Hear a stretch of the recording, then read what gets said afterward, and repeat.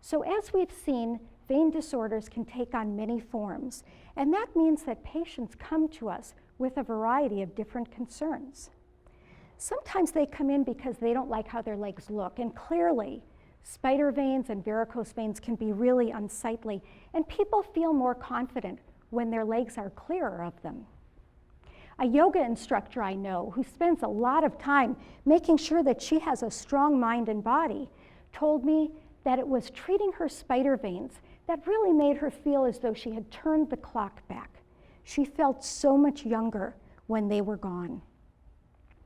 While most of our patients do get a cosmetic benefit from what we do, most of the time the treatment has a far greater impact. I often remember one patient who came to me, a beautiful woman who had a lot of spider veins on her legs. She painfully recalled an incident that really changed her life. She was at the beach with her kids when a complete stranger walked up to her and said, "Honey, you ought to do something about those veins."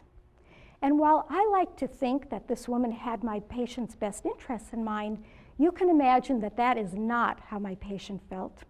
She was so embarrassed that she stopped doing anything that would require her to show her legs. I know that some people might think that this is vain, no pun intended. And other people might think it's trivial, that she should just get over it. I think that we have a lot of examples of this kind of thinking that are really accepted by both doctors and patients alike. So for example, if a woman has hip arthritis and finds it too painful to play golf, nobody would question if she decided to have a big operation, a hip replacement, so that she could go back to playing golf. Or what about the man with tennis elbow who can't play tennis anymore? He might have a cortisone injection into his elbow or even an operation on his elbow so that he can get back to playing the game that he loves. So I would say that when we treat patients so that they can have the full and active life that they want, we're not doing a cosmetic procedure, we are affecting their quality of life.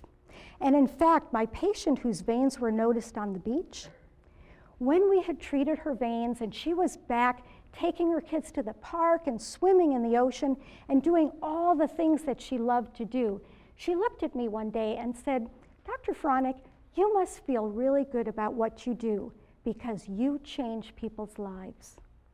That's another thing that I love about being a vein specialist, the ability to make a difference in the lives of my patients who I know are affected every day of their life by their vein condition.